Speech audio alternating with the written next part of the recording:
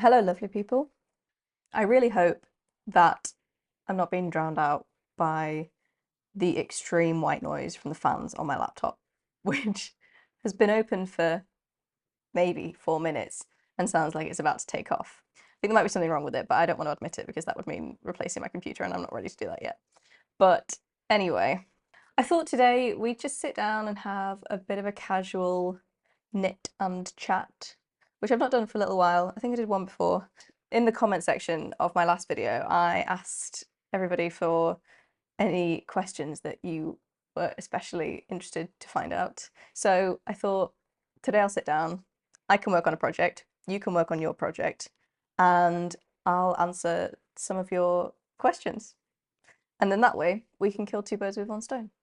I was very flattered by the number of people who were interested in everything. I think I wasn't expecting anybody to put any suggestions in the comments of the last video, but the response was kind of overwhelming and people had some really lovely things to say. I've compiled a kind of random list, so I'll apologize now if your question was not included. Uh, please realize it was just because I purely didn't have time to answer them all, and I did read everyone, and so hopefully if in the future, if there's enough to kind of make a second video, I might use them there. But thank you so much for contributing anyway. Actually, before we crack on, I better talk about my project. This is one that if you've seen any of the previous podcasts, you will definitely have seen before. And it's a self-drafted pattern just for a tube skirt. And honestly, it's been really satisfying to work on so far. I'm going to try and show you the fabric close up because the shine on the cotton and the way it's worked up is absolutely fabulous. Wait, I think I have a new ball here actually. Yeah, here we go. It's the Rico Essentials Cotton DK. And I'm just using this on its own on 3.5mm needles, and the pattern is one that I'm basically making up as I go along. Whether it'll work or not, we don't know. We'll see. I've tried it on once. I tried it on when I did the waistband, and I'd done some of the increases for the hips. After this, we're just winging it. You know what? Who cares? If we die, we die like women. It's fine. And so I'm just going to put a couple more rows on this today and hopefully untangle all the different strands that I've got going on. Oh my God. And simultaneously, I'm going to chat about some of your Q&A questions. I'm going to make sure that I'm counting the right number of rows and remembering to do the jogger stripes and everything. And hopefully I'm going to be able to do those things simultaneously and not have to go back and undo all my work, which I think I did have to do the last time I did a knit and chat because I was not concentrating properly. It was entirely my own fault, but you know. There would be no right place to start other than the most frequent question, which I got, which was some variation of, am I Danish? Am I Scandinavian? Do I have a relationship with Scandinavia or Denmark in particular? Where am I from? Where am I family from? Because I realize that it's very easy to be misled by the setup that I have got going on back here. And I know that I've had a lot of people ask me about this poster in the past, and especially asking me if I have some connection to Denmark or to Scandinavia or, you know. I so wish I did. I am really sorry to say that I don't, and it's purely because I have a habit of buying souvenirs when I'm on holiday, and I was on holiday in Copenhagen in 2023. And so that is why this particular corner of my kitchen where I film has a lot of Scandi memorabilia from various trips over the years. I have been to Scandinavia a good few times. I went to Iceland and Sweden and Denmark. I've never been to Norway or Finland. They're on the list still. Hopefully, at some point soon, I'll be able to check them off because I would love to visit. But I thought I will clear up now and just say that I am really sorry to let people down, but I'm not Danish or I don't have any connection to Denmark. I have to say, I absolutely wish I did, if not only for that lucrative red passport. But unfortunately, I only have one nationality. I do have on the fridge. I realised that there are quite a few Danish postcards that stick out, which are ones that I picked up there, purely because everything, especially in Copenhagen, is just so aesthetically pleasing. I wanted to take everything home, and I did take a lot of things home. But I do also have some things from France and from London, and also just other random, you know, bits of paper and flyers that I've picked up in different places. So That's more just things that I've collected on my travels and souvenirs that I've kept. And I realise that it's a bit of a giveaway, but I can promise you that the rest of my flat does not have any Scandi or Danish media in it. So I feel like this corner here is quite misleading. Somebody in the same vein did ask about my Moomin lamp, which I used to have sitting behind me here.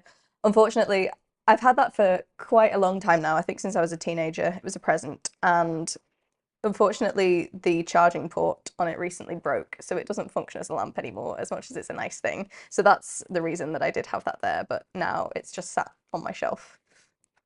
I wish I could fix it, but I need to work out. I'm not very good with electronics, and I think because it's sealed, it might be quite hard to get into to fix the charging port. But it's so annoying because it's such a small problem and the rest of it works perfectly. I might give it a go when I've got time to think about it. And I realised that I don't know how common Moomin is outside Scandinavia. I think it's just something that I grew up with. I would think it's averagely common in the UK. We didn't have the TV show or anything like that, but we did have the books, and I read the books from being really small. And I don't know if it's just my family or if other Brits have also read the books as kids. But I hadn't realised that it was kind of so isolated just in Scandinavia until people started commenting on it and asking about my Moomin things. And I actually have a Finnish friend who was part of our craft group, hi Aino, who said that she was really surprised to see Moomin as a Finn over here because apparently I know he's very popular in Finland, but maybe not so much in the rest of the country. But I would say I am a huge Toby Jansen fan, and I do have quite a few Moomin prints and obviously the lamp and things in my house. So, but yeah, it's purely a nostalgic thing for me. A lot of people were also interested about what I do for work. Obviously, it's a big thing that I never talk about because my job is not knitting. I feel like it's probably quite clear. This is just a hobby for me. And I was very flattered that everybody who had commented seemed to guess or assume that I was in some kind of creative job. I know I had that maybe I was in graphic design or art or illustration or that type of thing. And I have to say, I would absolutely love to be, but it really couldn't be further from the truth. I don't really have a creative job at all, but I suppose in a way it's a very fulfilling job, but it doesn't really, require any creativity. I work in the charity sector and I do consultancy, and I think a lot of what I do day to day is kind of similar to copywriting. So I suppose there's a degree of creativity and, freedom in that, but I wouldn't really call it a creative field to be in as much as I do enjoy it. I thought it was really lovely though that everyone assumed that I was capable of doing all these really amazing creative jobs, but I think that is purely in my personal life at the moment. In a similar vein, I had questions as well about my background and my education and things like that, which I really love to talk about because I feel like I don't really get a lot of opportunity to, especially now because I don't work in the field that I sort of studied. But my undergraduate degree was actually in music, funnily enough. And then I also have a master's degree, which is kind of related to music, but is not very similar. So I do play the piano, but that is not what I studied as my kind of principal focus for my degree. I actually did composition instead. It's usual, I think, in most music degrees. I don't know what it's like in other countries, but over here, if you study music at university, you generally pick a principal study to focus on. And for most people, that is an instrument or composition. But I always kind of just enjoyed playing piano as a hobby and didn't really have any desire to be professional. And I think I always found it was a lot of pressure. I very much enjoyed keeping playing as a kind of personal thing for relaxation, that type of thing. I was never very good at performing in front of an audience, so I knew that that wasn't something that I was going into whenever I started my degree. But I've always kept on top of it because I really love playing at home just for a hobby and also practically in when composing, it's a really useful skill to have. So that was the reason that I tried to keep up with it. And yeah, I'm kind of sad to say I don't really do much composition anymore. I did so much when I was at uni and, you know, absolutely loved that part of my degree, but it's one of those things that I just don't find I have a lot of time for at the minute, and it does take a lot of time. So I think It's not something that I'm never going to go back to. There'll absolutely be different phases in my life where I sort of lean into it. I think it's just having the right inspiration at the right time, you know. And then, funnily enough, for my master's, I had a bit of a change of field in that I did a research project for my master's instead of a taught course. So my research project was somewhere in the realm of music and physics and medical sciences. And I studied speech perception through artificial hearing devices like hearing aids and cochlear implants and that type of thing. And I think that's something that I would love to pursue in the future. I've not ruled out doing a PhD at some point. I just know that it's not really right for me at this point in life. But I wouldn't be surprised if I have a kind of spark of inspiration in the future and want to pursue that. I think I'd definitely be open to it if it was the right time. But it's one of those things that you do just have to have such a personal drive, I think, to make it worthwhile. It's not really what I'm leaning towards at the moment. I think in the future, I'd definitely be interested in kind of broadening the scope of my research in that field because it seems to be something which is quite niche for me, certainly. It was not easy to find a lot of people who work in that realm. Next up is what inspired me to start a podcast. And I'm sorry to say that I can give a very clear answer on this, but it's not very interesting. I purely started it because it was my New Year's resolution. Because I'm a huge YouTube addict and had been watching other people's knitting podcasts for a good few years. I think I didn't know that they existed when I first started knitting, but it didn't take me long to kind of, you know, discover that side of YouTube. And I was such an avid fan of different people that I just thought I would really love to have a go at that myself and see if anybody is interested in hearing me witter on. And apparently, some people are. So that was lovely. It was very unexpected because I just assumed that I would upload the first video and it might get maybe 3 views. And it didn't. It did remarkably well to the point where I was really surprised that people were willing to listen to me chat about such nonsense that I'd just been, tormenting my friends with up to that point. I think I have that type of personality where I am quite stubborn, but I also don't really care a lot about the consequences of things when I know that they're not that important. So I just knew that it was something I could tick off my list if I sat down and filmed something and uploaded it. And then I could say that, that was my resolution for 2025. And I'm really just very lucky that it paid off. And I now have a lovely group of viewers who are so kind and supportive and tune in every month. I did get a couple of questions about my sources of inspiration or if there's anywhere in particular that I go to look for inspiration. And I believe I did speak about it in another video, and hopefully I'll be able to put a link up for you in case you're interested in hearing in a bit more detail.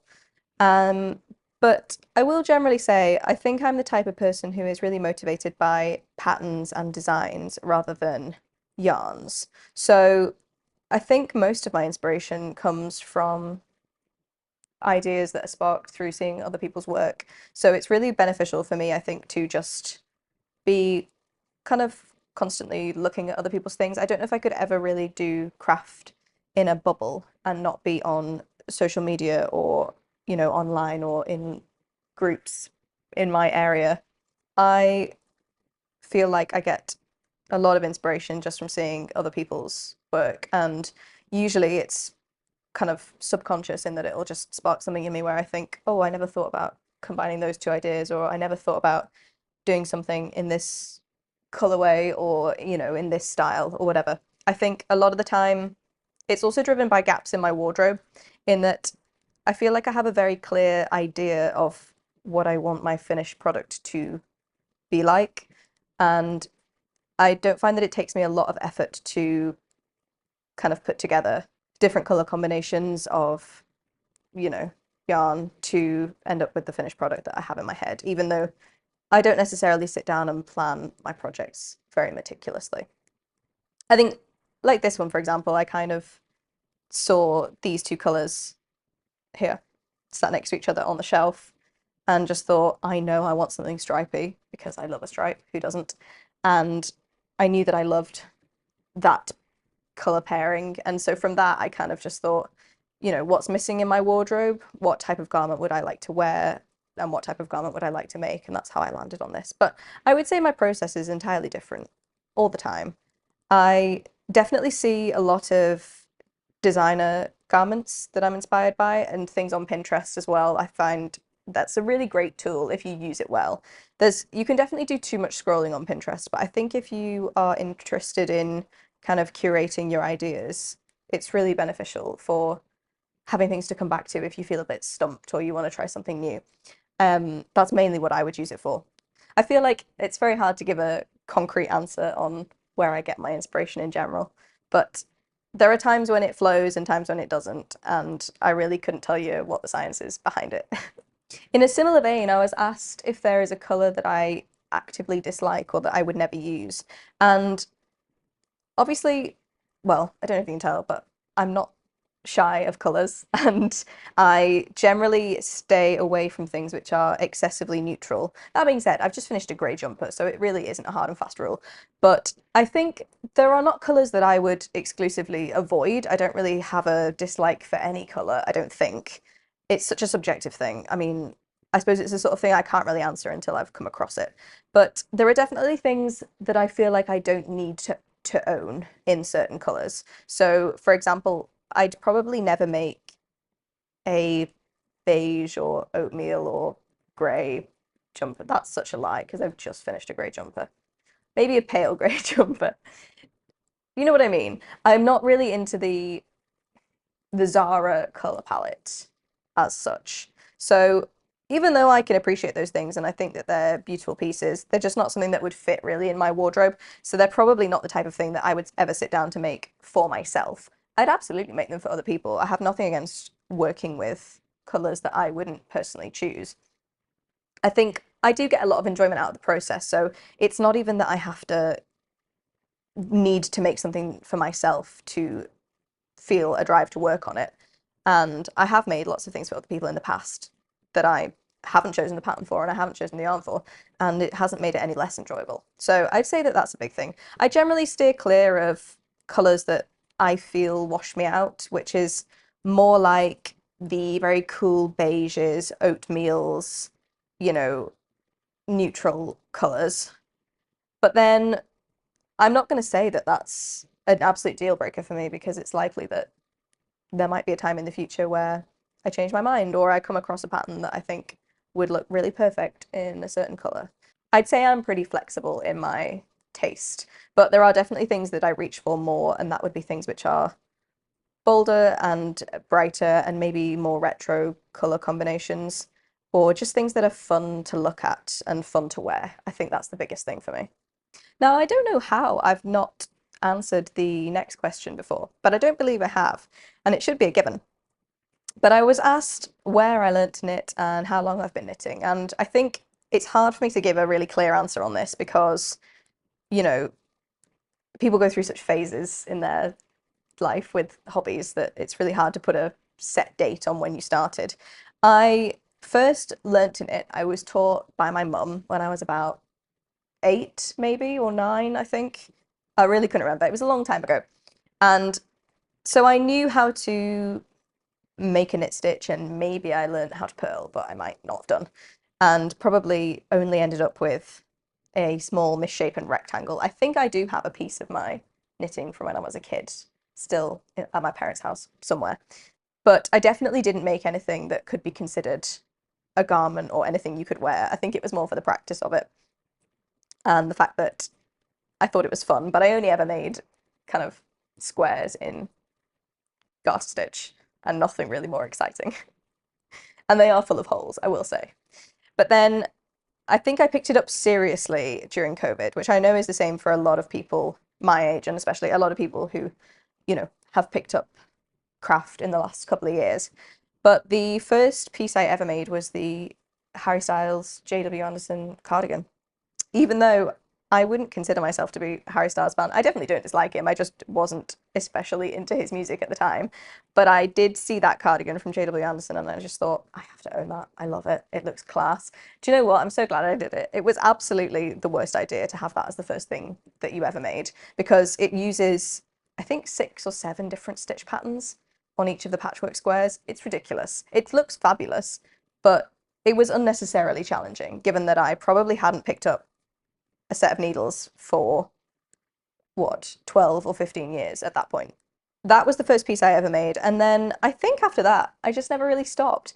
From memory, I think that was during 2020. So I think I'm probably in my 5th year of knitting consistently right now. And I think I was just very lucky that I had something like that to push me. And I realized that I could make the kind of clothes that I couldn't afford to buy, which was really the biggest thing for me. I think I've always had an interest in fashion and in making clothes, and I definitely did some sewing before I even started knitting. So that was the biggest driver really for me picking it up, was just thinking that I can make these really wonderful pieces that I could never afford to buy from a company. And I can have them myself for a fraction of the cost and thousands of hours of my life, which kind of balances out. But you know what? I enjoy it. So I did have a brilliant question, which was if I were stranded on a desert island and I could only take one brand of yarn and one designer's patterns, what would it be? Now, I feel like I only have a concrete answer for the designer for this one. The yarn, it's a bit more ambiguous. I'm not too sure.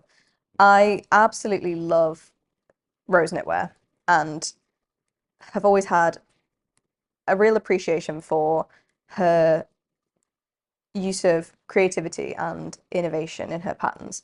I think I can pretty confidently say I don't think there's another designer out there at the minute that uses new stitches and stitch combinations in a way that is so novel at the moment. And I have a lot of respect for that because I truly could never have the capacity to have that kind of vision.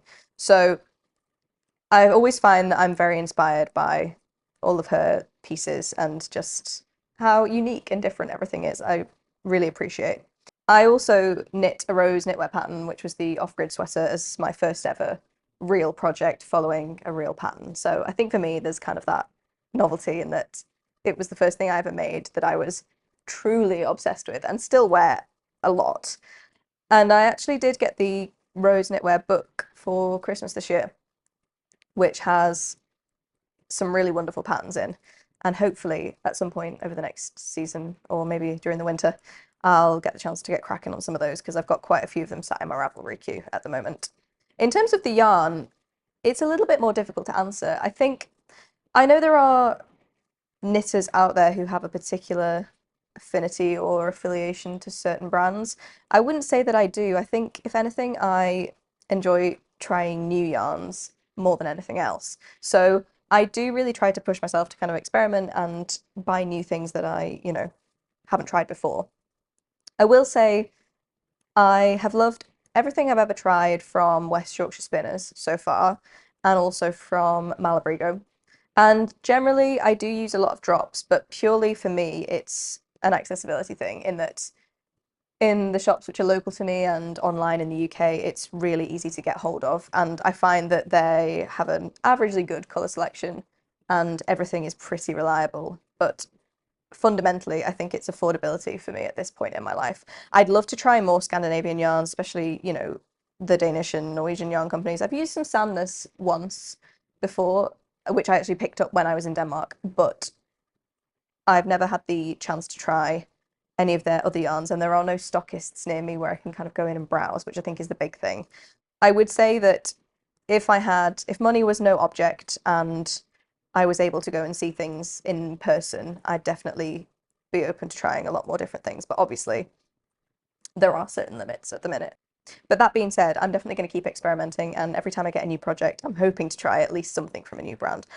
Maybe I should mention Cascade. Really love Cascade. Purely 220 is just one of the most universal, reliable yarns I've ever used.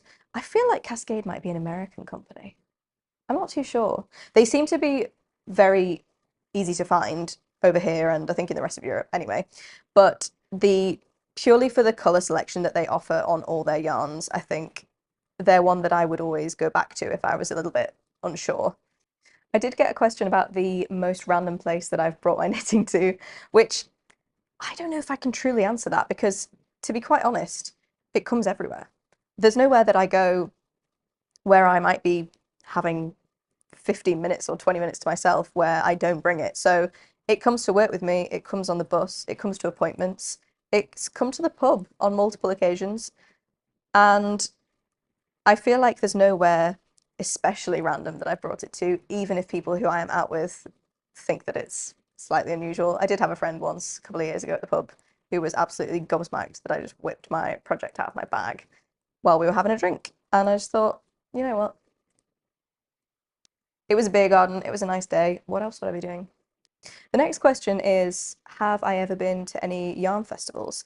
And I can categorically say yes. I was actually at one just this weekend past, just outside Belfast, called Gathering Stitches, which was really lovely. And I maybe came home with an acquisition, but I'm not going to talk about it yet. I'm going to save it till the next podcast episode because I've actually already cast it on. Call me impatient, whatever. I went down with a couple of friends and we had a really lovely day. It was a small festival, but I thought that was nice because it meant that, you know, it wasn't too overwhelmingly busy and there also wasn't an overwhelming number of stalls to look at, which I find really affects my experience whenever I'm at that kind of event. I did go to one in 2024 as well called Spinning Yarns, which was again wonderful, even though it was slightly bigger. But I generally am a bit of a sucker for a yarn festival, and if there is one locally, I'll always make the effort to go because there's nothing I like more than browsing and not buying anything. That's a lie. I just shop with restraint. I just have to know that I have a reason to buy things. But I definitely love to see what everyone else has on offer. It is my dream to go to Yarndale at some point in Skipton, which is a bit of a journey for me at home, but I think it would be well worth it because I know that that's been going on for a long time and it's kind of famous in the UK for knitters. And I was a bit gutted that I missed the Knitting and Stitching show when it was in Belfast last year, but I know that that's one which changes location every year, and they, I think, have 2 or 3 dates in different venues each year as well. So hopefully in 2025, I will be able to get somewhere for that. Not that I know exactly where it is yet, but it's generally closer to Christmas time, so there's a long time to work that out. I was asked about my other hobbies and interests outside of knitting and craft, which I do have a lot. I am never one to be short of a hobby. I would say for a long time I have been into sewing ever since I was at school, and I still do a lot of sewing and make a lot of my own clothes, which kind of complements all my knitting. It means that basically I don't buy clothes from shops anymore unless it's a dire emergency, which is a really luxurious position to be in. So that's definitely a big one. I'm also obviously very into my music and piano and pop music in general, gigs, that type of thing. And also my salsa dancing, which I was coerced into by my friend last year and have absolutely been loving. It's honestly the best thing I've ever tried. I would say I didn't think I was a dancer before I started taking salsa lessons. And it's amazing the things that you will enjoy, even if you think you're not going to be any good at them. Because I don't think it's true. I think, especially if you are in any way active or maybe musical, you can sort of learn to do anything. And a lot of it doesn't require a great technical ability. It's more for the love of the experience and the activity. And I think, if anything, the community and the atmosphere around salsa that I found, especially in Belfast, and I'm sure it's true of other places as well, is just full of so many wonderful people who want to have a good time. And I would say confidently, it's the highlight of my week every week. And I don't claim to be any good at it at all, but it is something I'm really invested in. And I've just found that it was something that I don't know how I lived without it before it was in my life. So that's a big thing. I'm actually visiting Berlin later this August for the Salsa Congress there. So that's going to be an interesting experience.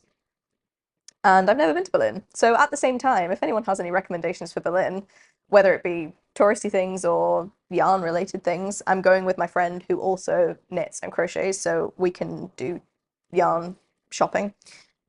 I would love any suggestions if you want to put them in the comments. I think we are on to the last question of my list, which is a great one. And somebody asked for a rundown of my favorite knitting YouTubers, which I would love to give. There was no way I think that I could say them all, so I've just made a short list of some of my absolute favorites. And I will say that the vibes of everybody is very, very different. But I kind of like them all for different moods or different purposes, you know. So the first one on my list is Future Fibre, which I think was probably my introduction to knitting podcasts on YouTube. And I have to say, I am a die-hard fan. I think I've watched every video on Jenny's channel religiously. So I'd say that that was probably a big point of inspiration for me starting this channel as well. I have recently discovered Eva, who has the Stock and Bitch podcast, which is hilarious, frankly, and you should all go and watch it. And I'm a big fan of Hanam Bonet as well, who has the most impeccable eye for colour I've ever seen. So I definitely steal a lot of her concepts and ideas. I think in terms of more chilled stuff and some sort of vlog format things instead of strict podcasts, I really love Loopy Studio, which is a new channel, and I know a lot of people know Evia as a designer, but I believe her YouTube is quite new, and I've enjoyed everything that's been put up so far. And All Wool Fibre as well honestly has the most amazing, calming atmosphere, and really she could put up a video of paint drying and I would watch it. In a different vein, I have always loved Retro Claude, even though I know Claude talks about sewing as well as knitting. But she was definitely one of the first channels I came across on YouTube. And I think especially because I'm interested in a lot of her historical sewing and knitting things as well, even if it's something I don't do myself, she has such insight and knowledge and experience in these things. And the same is true of Engineering Knits, who I'll always have a lot of admiration for. Last of all is kind of an honorary mention, which is Made in the Moment, but more specifically Aspen in the Moment, which is their second channel, purely because the drama videos, the Ravelry drama, the kind of video essays on craft, gossip, and history are hilarious. And I honestly could watch every video on that channel 5 times before I got tired of it. They never get old.